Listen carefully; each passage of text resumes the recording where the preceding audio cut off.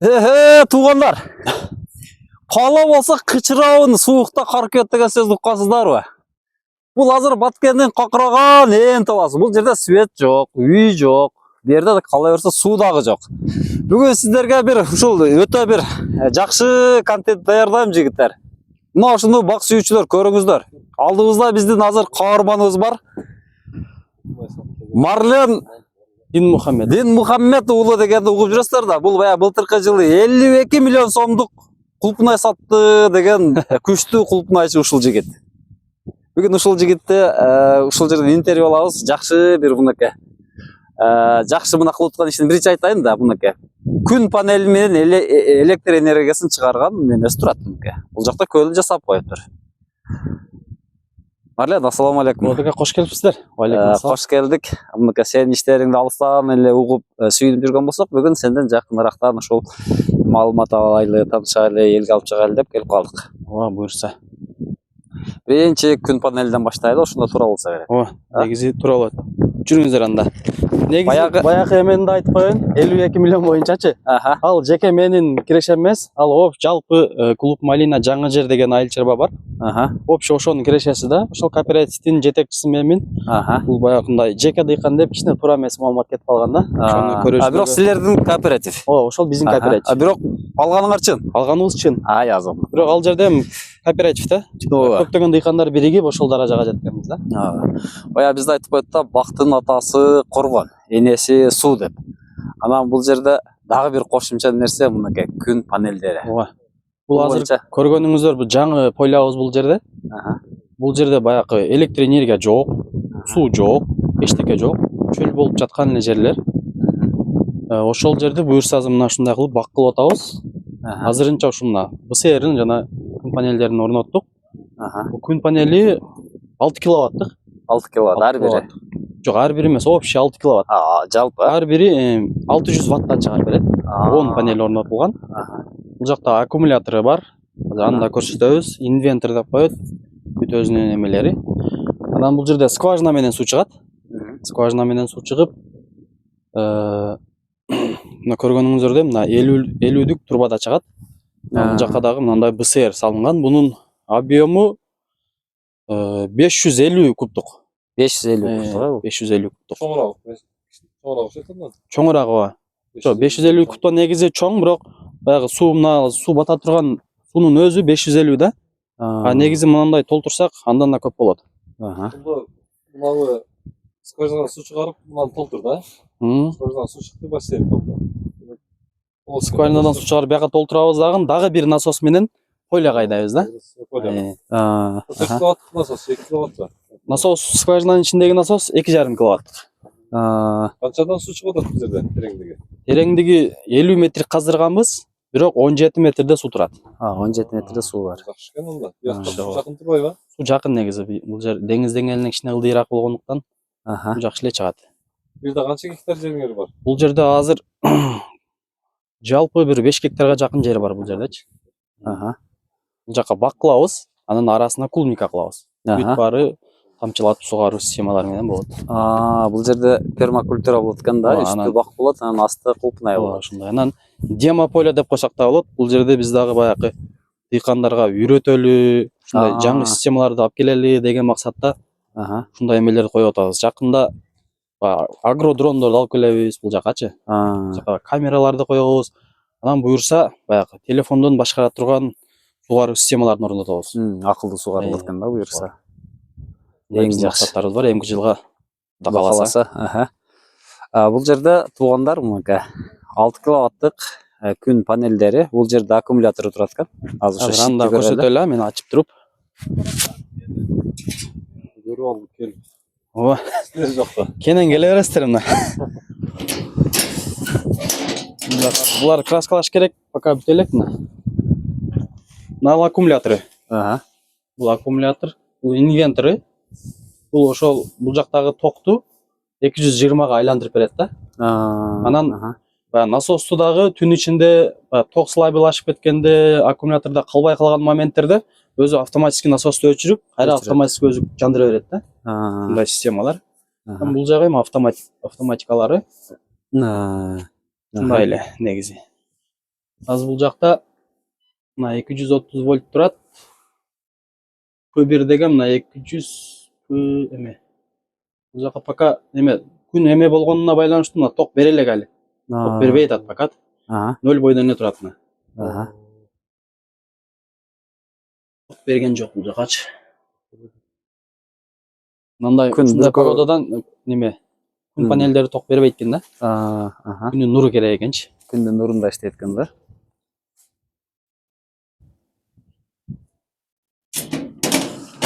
Киловатт деген саатына 600 ватт ток берип атабы? 6 киловатт. Жок, бул 6 киловатт моментально 6 киловатт берип турат да.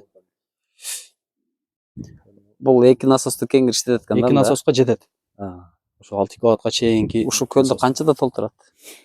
Мына көлдү 2,5 суткада толтуруп атат. 2,5 баягы токко карайт экен да бул дагычы. Постоянно иштеп турса 2 суткада, анан анча-мунча түн ичинде өчүп калат дагы 3 суткада ушундай толуп атат да. Жалпы. Бул азыр 550 куб болгондо гектарына канчадан кетет? Канча кубадан кетет? Гектарына азыр бул ошол эгерде бак кылсак, бактын өзүн кылсак 8-9 гектар жерди сугарат. 10 гектарга чейин жерди сугарат. Эгерде клубника дагы кыла турган болсок, примерно бир 4-5 гектар жер сугарат да. Клубникага негизи суу көп кетет, өздөрү билесиздер. Бакта жанагы 5ке 5 болуп эле, 5ке 3 болуп эле аз эле жер кетет го. Суунун pH кандай чыкты силерде? Бул жерде кичине шорурак. pH бул жерде 7,5-8ге чейин чыгат. Ошондой экен. Буну эме түшүрүп туруп, мына кислота мененчи, анан удобренияларын беребиз да. Эмне менен түшүрүп атасыңар? Жана азотный бир кислота ошону менен түшүрөбүз. Аны только удобрение берерде гана түшүрүп туруп беребиз да. Түшүрүп да сразу. А башка моментте өзүн эле беребиз. Азыр мынакей Марлендин Кулпунай тегем деген полиясы бул жакта, буюрса бул жакта кийинки жылда кулпунайлар бышып баштайт экен. Иншалла Кудайым берекесин берсин. Мынакей сонун иштерди баштап атасыздар. Азыр бул эң жердин үстүндө турабыз. Бул жерде 5 гектардан ашык жер бар экен. Мурда бул жерге суу келгенби? Өрүктөрдүн немелери турат. Мурда Сайыз убагында келген. Сайыздын убагында келип турган. Канал менен суу келет эле. Азыр бул көргөнүң бул кургап калган. Булар кургаган, уже алыныш керек, алыныш керек. Кулпунайдын кайсы сорт эгилип атат? Африка Альба сортун эгебиз негизи. Бирок азыр ошол Калифорниядан жаңы сорттор чыгып атат, Америкаданчы. Ошолорду алып келели деп сүйлөшүп атабыз. Фригоге эген атасыңар. Фригого. Фриго эгип, андан өзүбүз көбөйтүп, дальше дагы көчөт ала беребиз да. Фриго эгилет. Ошондо бир моментте эгесиңерби? 2 гектарга эгебиз начало. Андан кийин 3 гектарга. Быйыл шуманбай алып келсиңер да? Быйыл жок, эмки жылы күзүндө эгебиз да. Эмки жылы келеткан күзүндө эгебиз. Ага чейин бирок бир айдын ичинде бул жерге бак тигебиз. Бир айдын ичинде. Бак тигебиз. Анан ортосуна күзүндө клубника дагы тигебиз да. Өзүбүздүн ошол дыйкандарыбыз бар. Кулпунай кайсы айда чыгып атат биринчи базарга? Бизде 25 апрелде бышып баштайт. Ошондойбу? Ачык талаадабы? Ачык талаада. Бир деле эрте окшойт эле да? 25-26 апрелде уже объем чыкпайт го, кичине бышып баштайт, алдын теребиз биринчилеринде. Деңиз деңгээли бери да 800 болуп калат болуш керек, Канчада турат? 800ге жетпейт, 900 бирдемке. 900 болуп 900'ун тегерек. Таштак. Таштак да. Азыр жердин топурагы Мынча болот. астында баягы майда шагылдуу ташты экен да жер.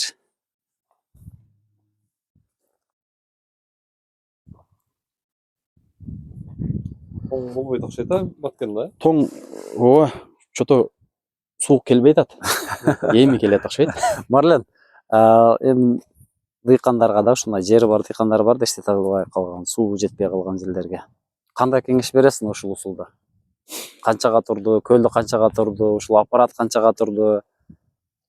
Негизи биз дагы азыр проба кылып атабыз. Эсептеп кагазга жазып атканда мына солнечный панелдер, мыналар өзүн өзү жөн эле актайт экен да. Өзүн актайт. 2 жылдачы. 2 жылда актайт. 2 жылда актайт экен. Бирок ошону по факту биз кылып көрсөтөлү деп азыр ушуну кылып атабыз да. Ооба да. Бул азыр жаңылык да. Жаңылык. Ооба. Бирок өзүн өзү азыр жакшы эле көрсөтүп атат. Өзүн өзү жакшы эле көрсөтүп атат. Бирок биз ошону далилдеп туруп анан көрсөтсөк дагы да жакшы болобу деген ойлор болуп атат да. 6 киловатт. Канча акча кетти? Акчалары боюнча Буга азыр биздики жанакындай солнечный панельди биз ачыгын айтканда эме баягы бейөкмөт уюмдардын каржылоосу менен алдык. 380 миң сом. Проонун каржылоосу боюнча бир долбоорду утуп алдык 380 миң сомун. Буга өзүбүз дагы кичине кошумчалап, доплата кылып 470 миңге турду. 470 миңге турду. Ооба. Бирок бул кичине кымбатыраак болду, себеби бүт жанагы НДС, ПНДС, налог, тендер болушунда кичине баасы кымбатка түштү. Эгерде наличкага дыйкандар кылам десе, арзан эле 350 миңдин тегеренди кылып алса болот. Мен 10 киловатт сураштырдым, киловатт миң доллардан да көмөк кылышкан да. Компаниялар киловатт миң доллар. Көл канча сомго туруп атат? Көл болсо, бул көлүбүз Евросервис компаниясы курган. Көңүңүздөр эле билесиздер. Бул 350 миңдей кетти. 350 миңдей кетти. Жалпы. Ооба.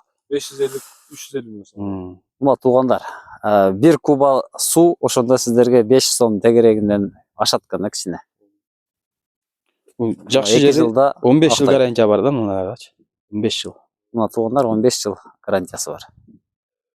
Күнгө күйбөйт, материал мына ушундай. Мына ушул жерден көрсөтөйүн. Мына ушундай үтүктөлгөн жери, калыңдыгы 1,5 окшойт да? 1-2 да булар. 1-2. Калыңдыгы мына ушундай, катуу, анча-мынча теше албайсыздар муну. Кок сен бирдеке болуп технически тешилип калатаган болсо да, кайра жамап койсо болот. Өзү ошо Евросервис өзү келип жамап кетет.